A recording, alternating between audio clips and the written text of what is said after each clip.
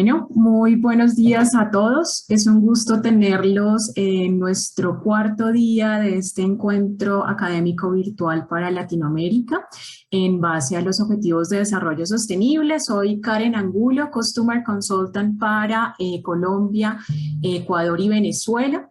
El día de hoy pues queremos compartirles, como en nuestras otras sesiones, unos acuerdos que queremos compartir, ¿verdad? Para al término pues darle una buena dinámica a la sesión.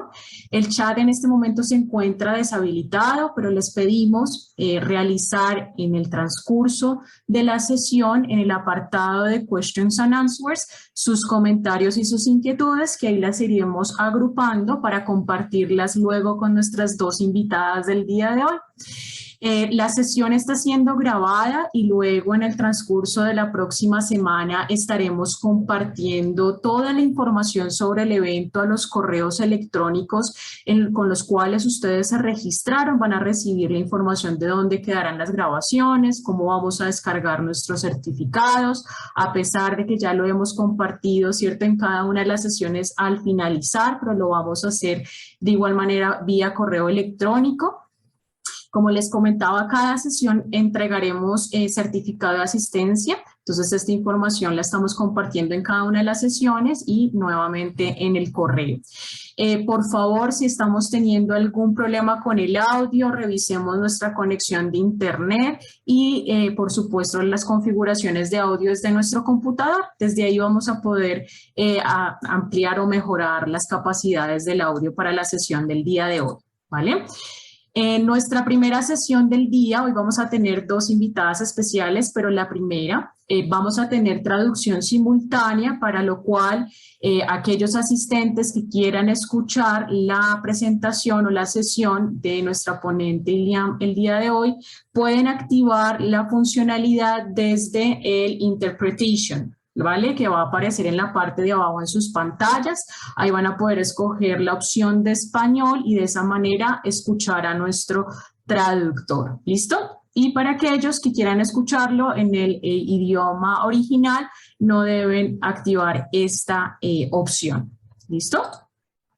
Ahora, ¿qué vamos a tener el día de hoy? Vamos a tener en este momento una presentación del Elsevier Foundation con iniciativas implementadas para la visibilidad y el apoyo a la investigación global con Iliam Kemp, ¿vale?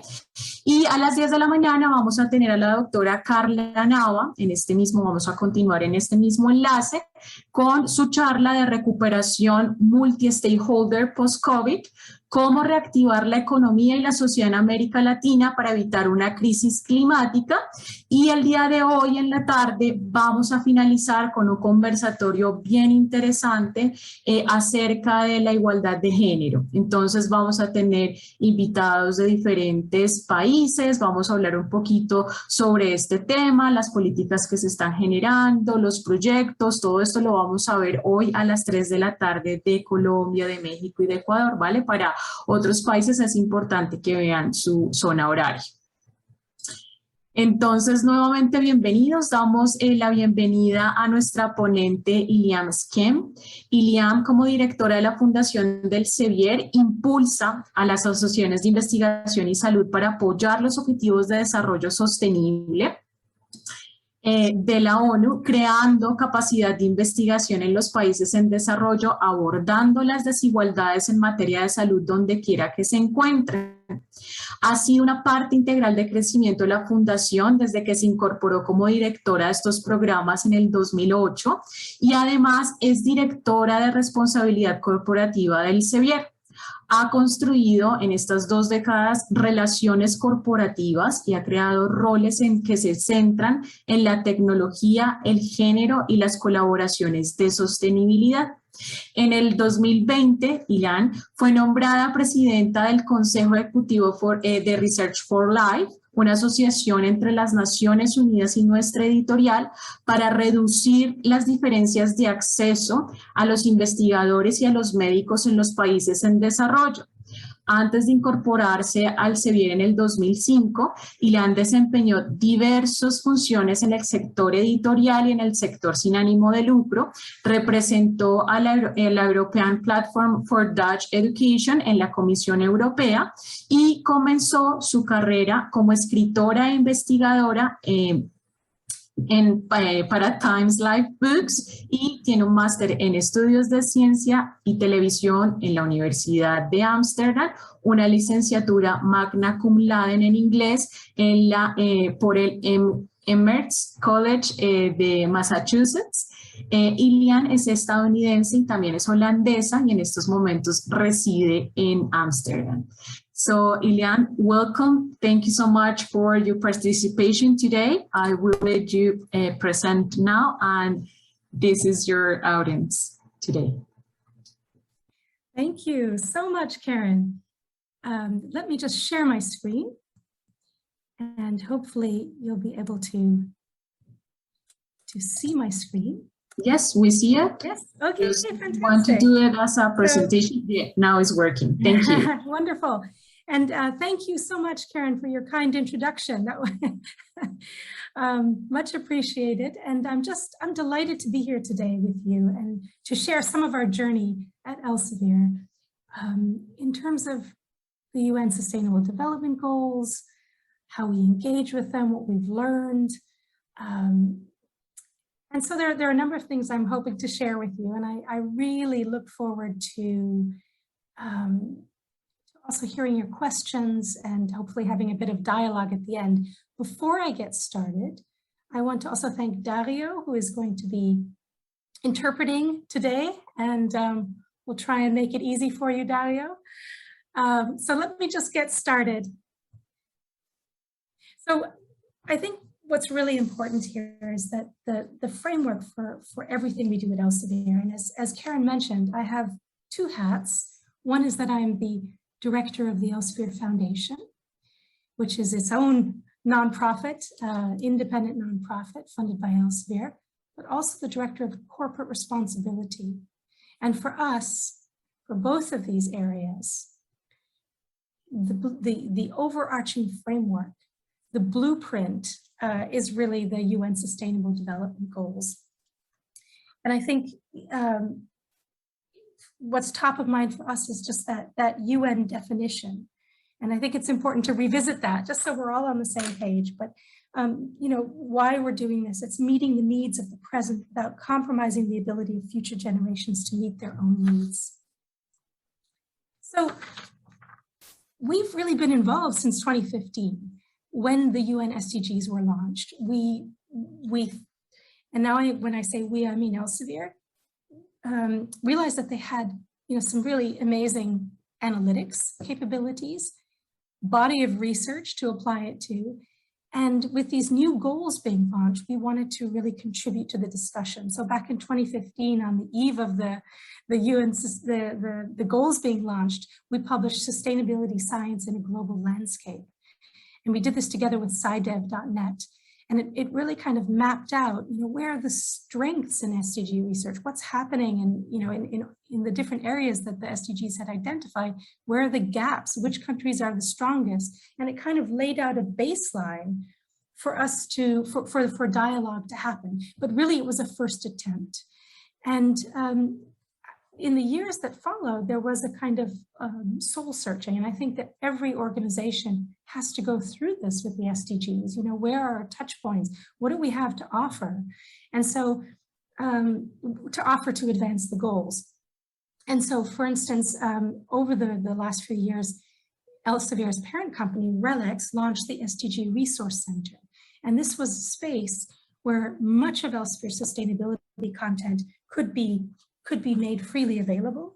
So I think since 2017, we have over 650 journal articles and book chapters in the SDG research areas, which have been made available there, but also other RELX divisions, such as LexisNexis, which works with legal professionals, has all kinds of tools available here. So it's been kind of a one-stop shop.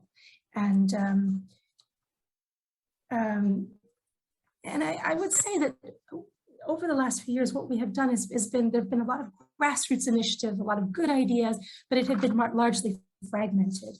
And so it was really with the advent of the 5th anniversary, we wanted to know what's happened since then in terms of SDG research. Is it time to look at the research again? Is it time to look at Elsevier's areas where we can make the biggest difference? And we did that, and we defined them for 4 key areas. Health, of course, which is a center point of what we bring to the world. Health research, tools for doctors and nurses, and you name it. This is an area so deeply invested in. Gender equality. This is an area that over the last few years, we've done a great deal of work in trying to look at how we can balance our editorial boards of our 2,500 journals. How can we integrate more sex and gender in our guidelines for authors? There's been a whole body of work, and it's an area that we feel very, very strongly about. But also reducing inequalities. This is an area that we focus on very strongly in the Elsevier Foundation. I'll share more about that later. And then climate action. And I'll go into some of these. I'll share with you what we've done in climate action. This was an area I would say we've done the least in, and there was an urgent need to kind of ramp that up. But this helped us as an organization think through how to concentrate our efforts, how to grapple with the SDGs, how to help make progress. And so on the 5th anniversary, back in 2020, in September, we launched the Power of Data to Advance the SDGs. And I would say this is, maybe some of you have seen our analytics reports. This is a different kind of report. It has all the analytics in there, but it's really sharing that journey. It's mapping the research, but it's also sharing the journey with the SDGs. And I think at its heart, the desire was to support further dialogue. And so you can see, I've quoted our CEO, Kumsal Bayazit, here, that she says, this is a call upon the research and health communities, policymakers and funders to look at these findings, to look at the research and what's happening there. And so that together we can evolve our understanding also of the science and the concrete actions that need to be taken. So, what was in this report, and I will share that with you. But we had focus interviews with lead experts. We had a mapping of each SDG area. We had new analysis of sex and gender. In fact, I'm going to show it to you, so stay tuned. So for each 16 of the 17 SDG areas, we created an infographic which really lays it down for you. How many publications in each area, which countries are the leaders, what are we talking about in terms of citation impact, where is the international collaboration happening and how. And so you can see it all laid out there, and the goal was really to help a kind of comparison and between SDGs. So just to note that we didn't cover SDG 17 because there just wasn't enough research at this point here. But so this is kind of the analytics backbone of this report. And to give you a little bit of a sense of what we're talking about here, we saw that the largest body of research came from health, SDG 3, with 3 million articles. But then the next runner-up was climate and environment with 383,000, and so on. And we saw that the least amount of published research was happening in the area of no poverty. So that's an area for great concern. We also saw that the integration of sex and gender in the research was minimal. And I'll do a deeper dive in a moment. And of course, we saw that the leading countries in terms of research right now in the SDGs were the US, China, and the UK, which is also interesting to be aware of. And this kind of analysis is also extremely helpful in looking at, for instance, where are the rapidly growing areas? And no surprise, it's really areas like energy, sustainable cities, climate action, and so forth, but also those gaps. And so, you know, what came out of this? We also had our partners from the Elsevier Foundation, from our Elsevier networks who came and weighed in. This is Dr. Jerry Richmond from the University of Oregon, who's been nominated to serve as Biden's Department of Energy Science and Technology Advisor. So we're hoping that she will get through the nomination process, but an amazing academic and leader. And, you know, for instance, the kind of things she weighed in on are these three takeaways. And that was about her point was really the need for increased cooperation between science, policy, and society.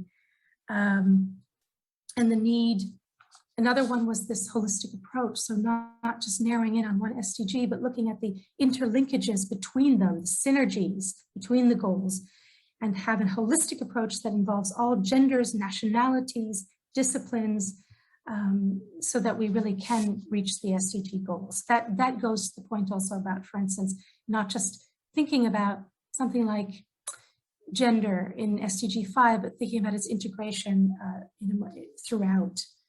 And the need for leadership. So, you know, there's this massive growth in SDG research, but you really need the experts, such as yourselves, to help champion those results and help us navigate through this massive amount of research. And for this report, some really exciting new research was done by Elsevier's, what I like to call their think tank. So that's the International Center for the Study of Research.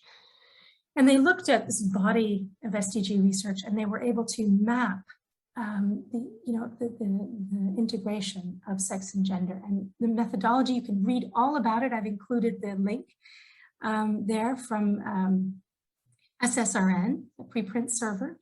But it's actually, you can see here for all the SDGs, what is the integration? And actually only for 2 SDGs is there greater than 60%. One of those is SDG 5. So the remaining ones have fewer than 40% integration. And climate action, which now you can see to the right is the mapping. You can see it has very low coverage of sex and gender topical research, 4%. So that, you know, this is concerning because, you know, increasingly evidence has been building that women and men experience climate change quite differently, partly as a result of the intersection between gender, poverty, and political engagement that results in gender inequalities. And global negotiations have increasingly reflected the understanding of gender considerations in climate decision-making over the last 8 years. So, I mean, all of this kind of thing, and every SDG, you know, you see this kind of argument. There's a need for more integration and study and policy recommendations. And I want to point out that the methodology that was used to create these analytics, it's not something Elsevier does alone. It's something that we do very much in partnership. We have the Sdg Research Mapping Initiative, and we've been working for the last few years with an alliance of universities that have helped to shape this work. So the Aurora Universities Alliance in the Netherlands, Auckland University, Southern Denmark University. And this is not the kind of thing one does alone. We need to work together to really create the most robust possible mapping methodology.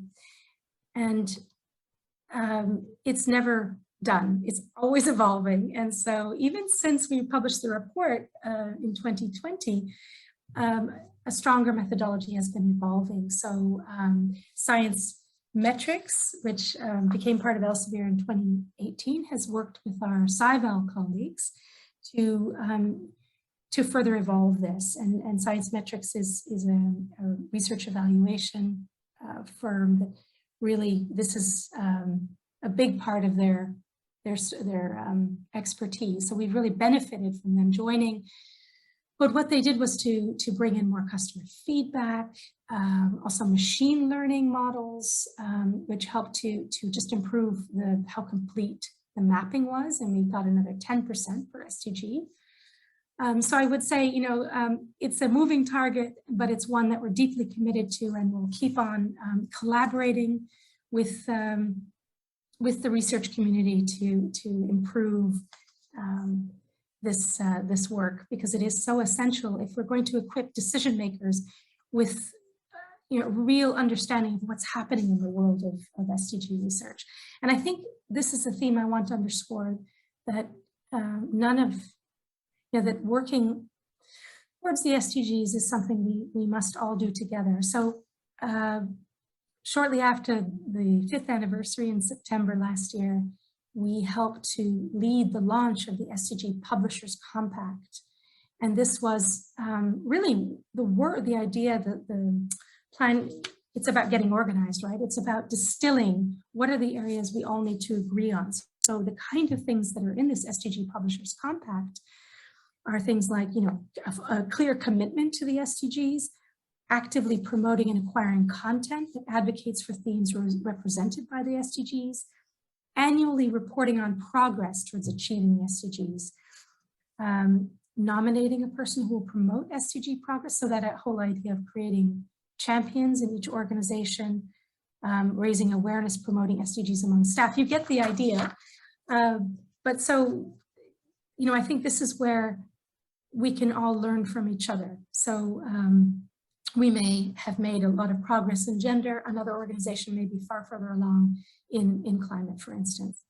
So moving on to climate, what I wanted to share was that climate was an area that, while we publish a substantial amount of content in climate, so I have a statistic here, it's something like 47%. It's a huge number, but we weren't really organized on climate. So we had achieved net zero for our own direct emissions last year, but we felt there was so much more to do, so much more to think about, because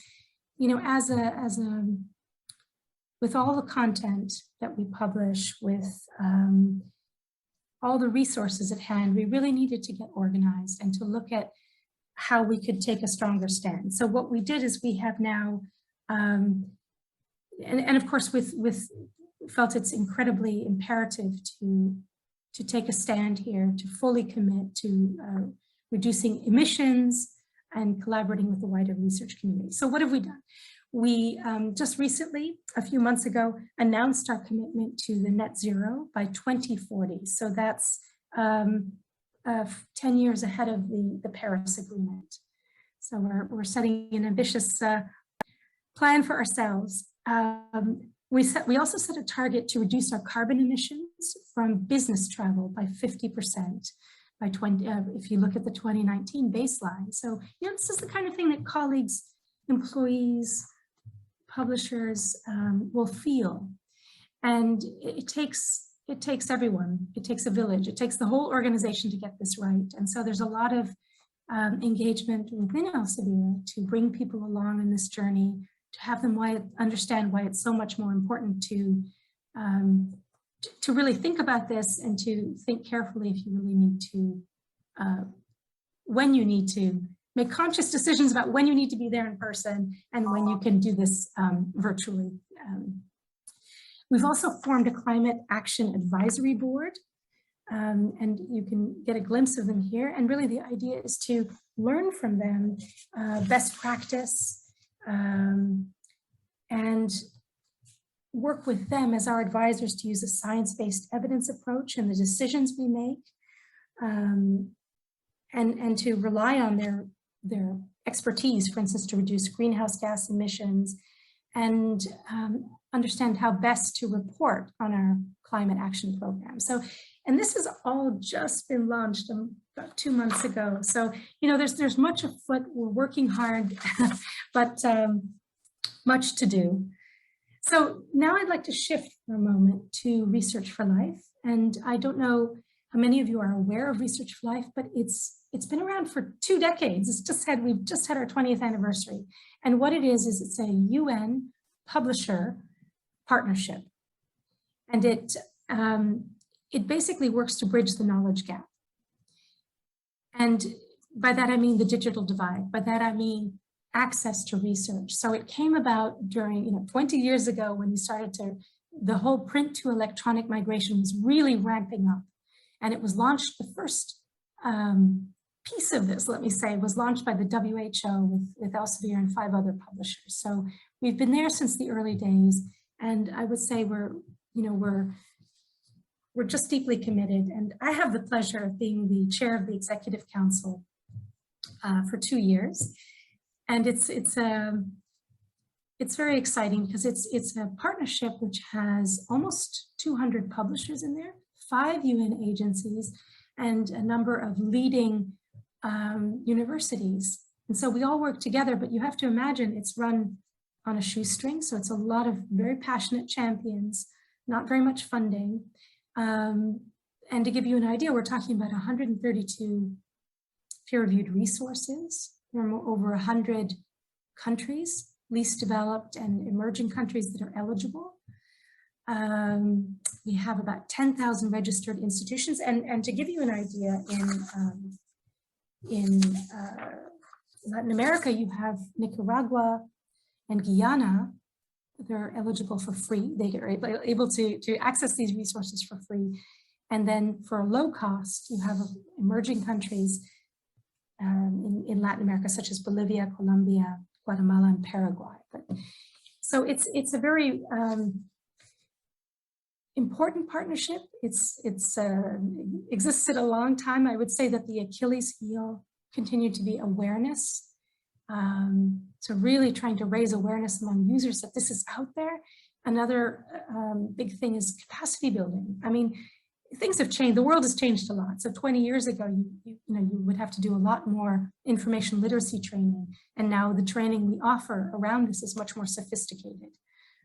So let me just, and I think you get the idea. What we're talking about here is that the research that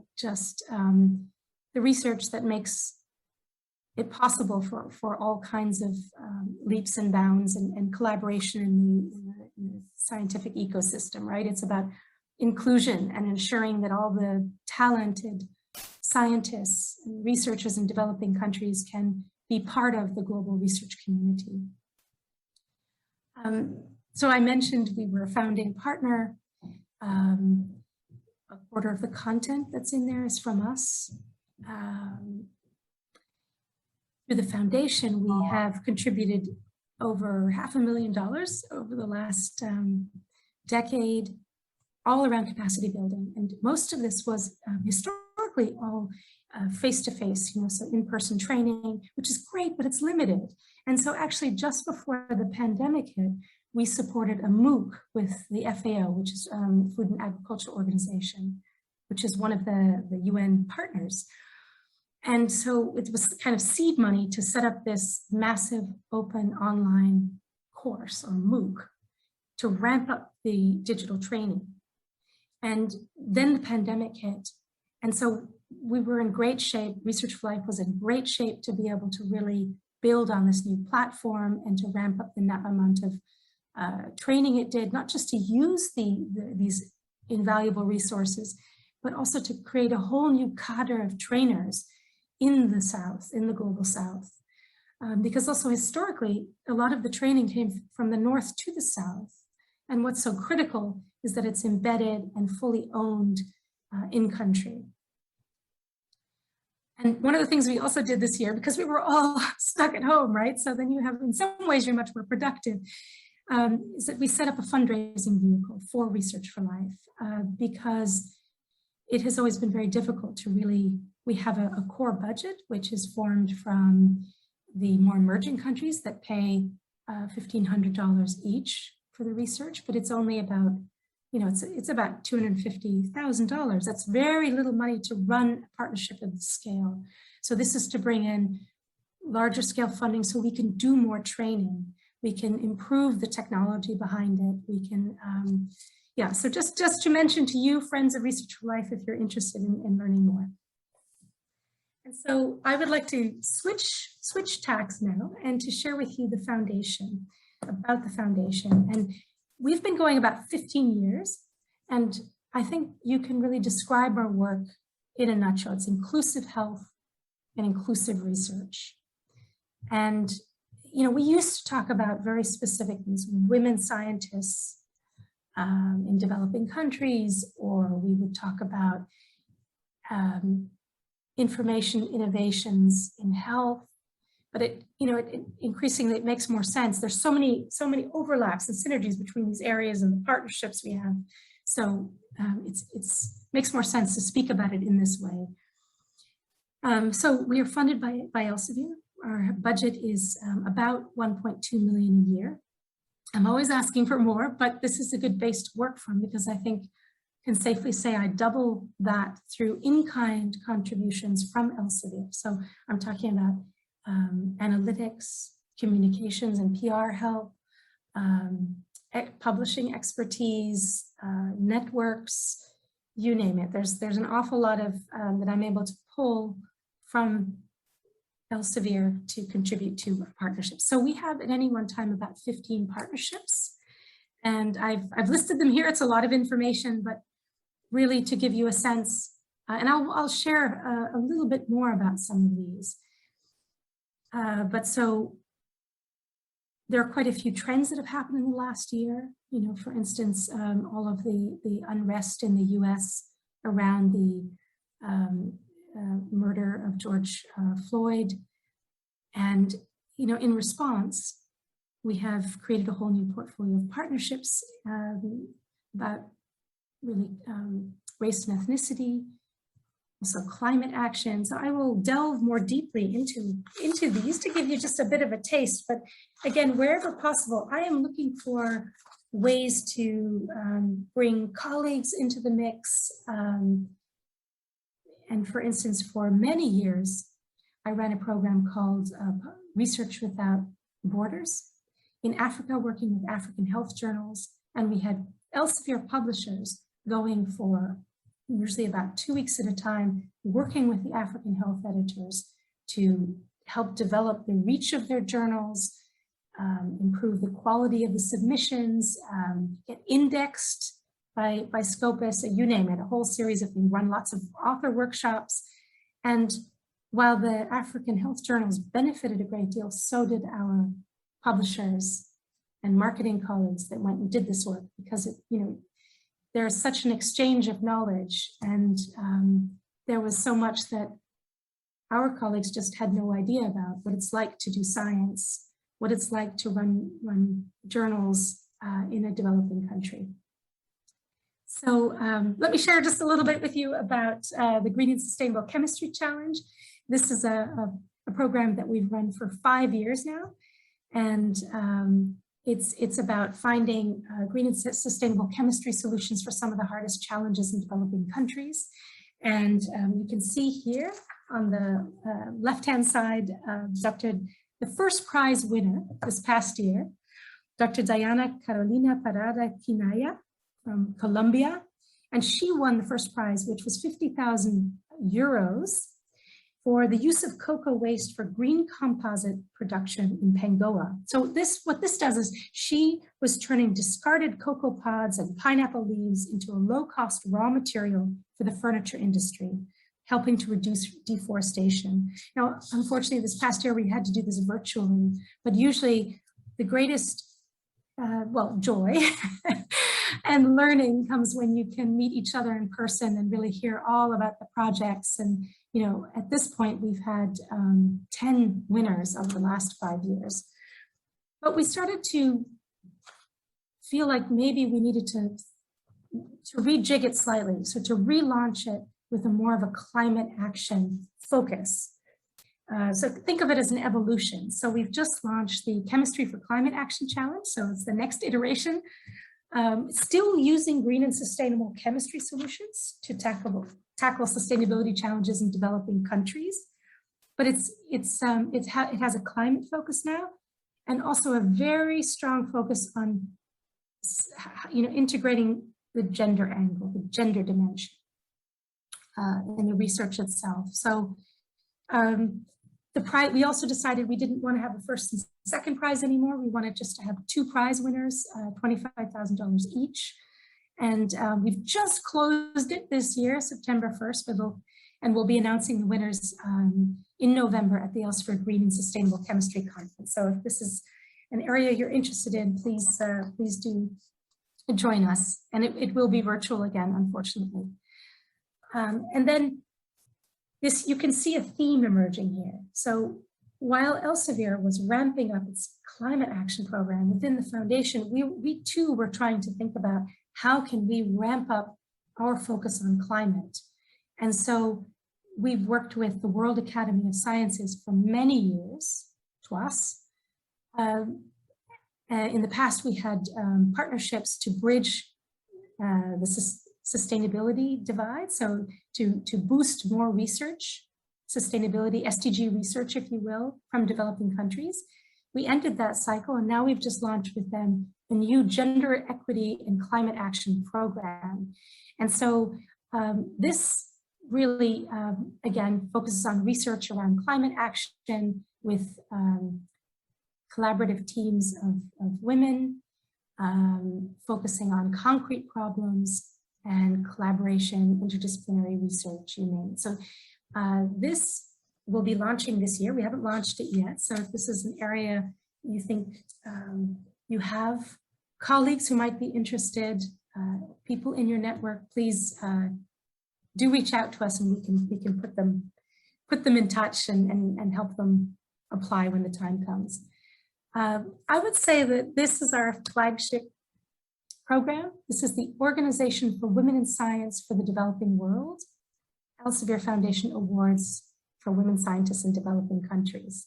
So OWSD, our partner, so we've worked with them for almost 10 years now on these awards. And what we do is we try to provide recognition opportunities for early career women scientists. And when we say early career, this can mean really anything. And we ask them to get rid of their age limit, because as we learned, women's careers, especially in developing countries where resources are more limited, they follow different trajectories than men's careers do.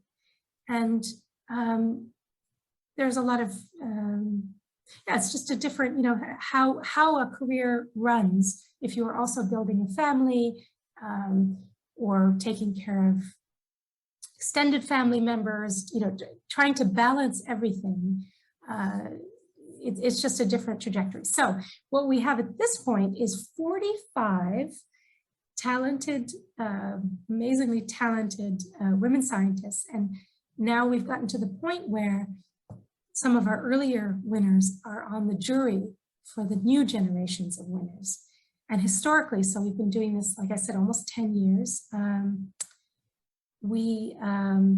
think 9 in total. We did it by discipline. So we had biological sciences one year, and the next year we would do physical sciences, and so on. Next year would be technology and innovation. But we've rejigged that, and because we want it to be much more thematically and challenge driven. So this coming year, it will focus on climate action and the environment, and so again, trying to integrate this new area we want to build up in the foundation. And that closes October 28th. So again, if you're in networks, if you know of talented women scientists, we have 5 winners, each from a different region. So certainly from Latin America. And I just want to point out our 2021 winner. You see them in the virtual, in the pictures they shared with us on the top row, and then later at home after they received the award. And again, we couldn't meet them in person, but they're holding up their awards very proudly. And on the left-hand side, you see our winner from Guatemala, Maria Eugenia Cabrera Catalan. And she comes from the School of Physical Sciences and Mathematics at the University of San Carlos. And her work is in particle physics. So she, her research builds on the discovery of the Higgs boson particle back in 2012, and helps to expand the knowledge of what we know about the standard model of particle physics. So very exciting to each year to meet the winners, whether virtually or in person, but we're really proud of that program. And just to give you a sense, I'm just going to keep an eye on time here. Okay, we have a couple minutes. We also have programs in, for instance, Girls Inc. in New York City, and this works on teaching girls, young girls, data analytics through a social justice lens. And it's one we're really excited about because and these girls, they focus on underserved girls in underserved neighborhoods in New York. And the goal is to really excite them. So to make data analytics real and the kind of skills you need to know so that they can apply it and see the relevance and get excited and enter into STEM fields. But they had an existing program for 16 to 18-year-olds, but what they found was that the pipeline wasn't long enough. And so our program looks at 13 to 15-year-olds and really tries to bring those concepts much earlier. And during the pandemic, what they did was they integrated the principles of what we had supported, this data analytics through a social justice lens, into many more of their programs, because of course everything moved from in-person to virtual. And how can you also just embed the knowledge of why data analytics is so important? But think about things like school dropout rates, or maybe and then often attached to things like race.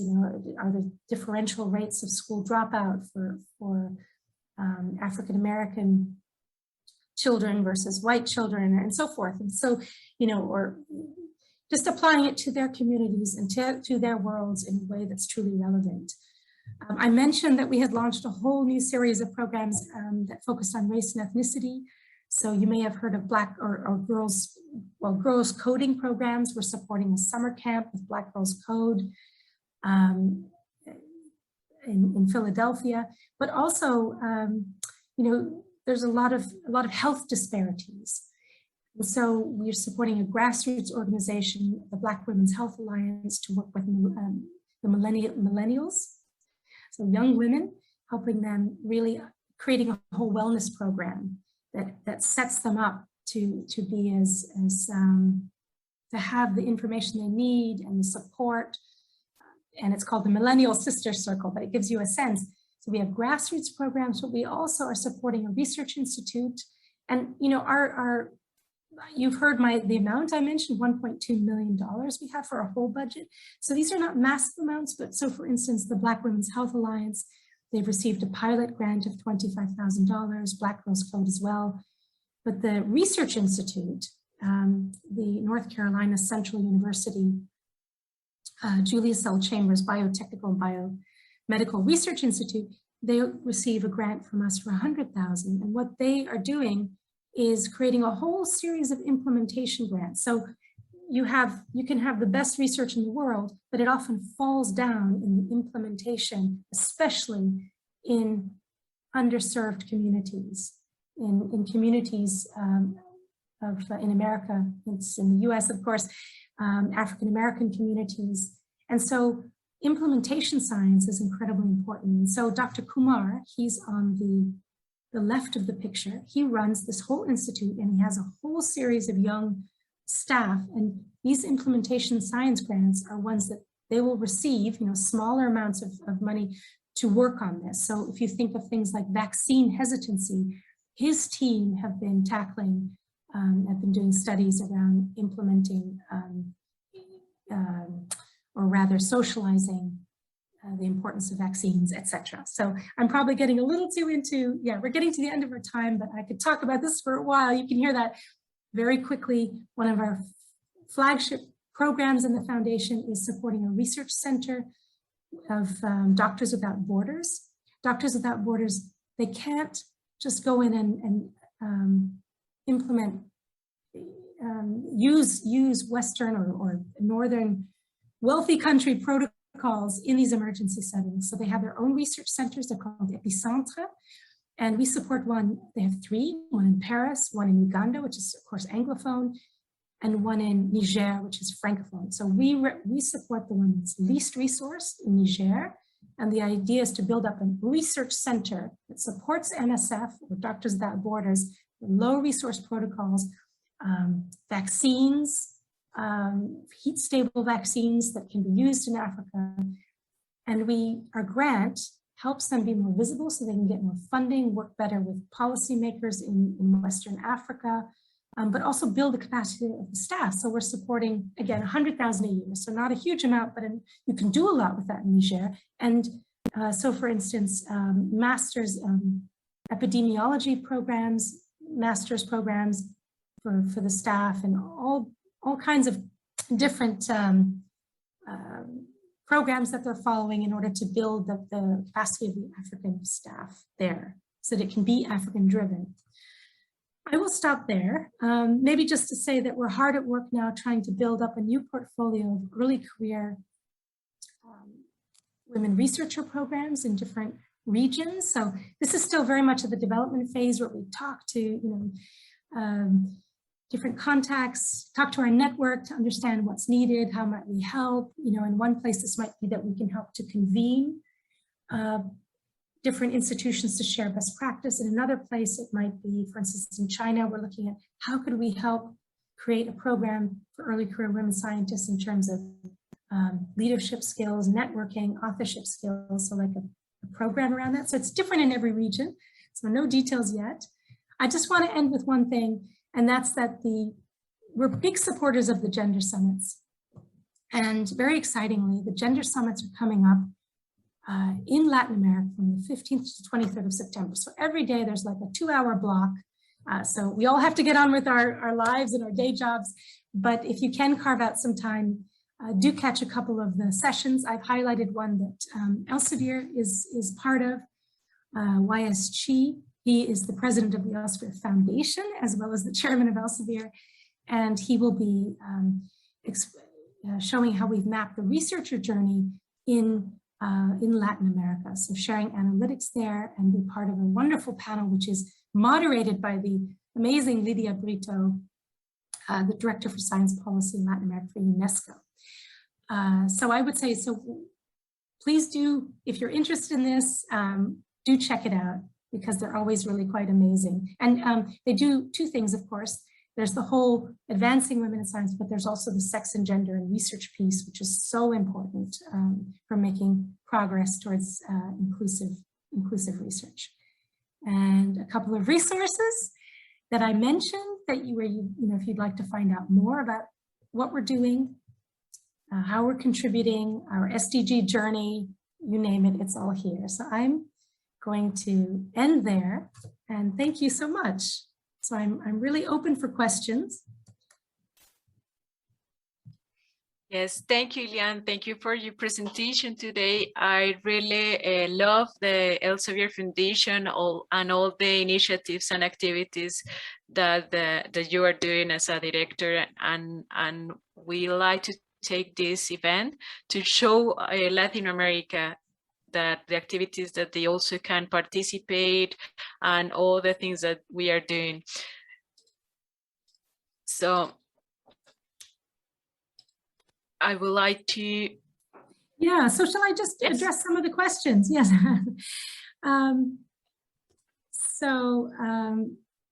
Yes, I see Sergio Pinto has a couple of questions. Some good ones about the amount of publications. So this is the analysis of publications through 2019 over a 5-year period.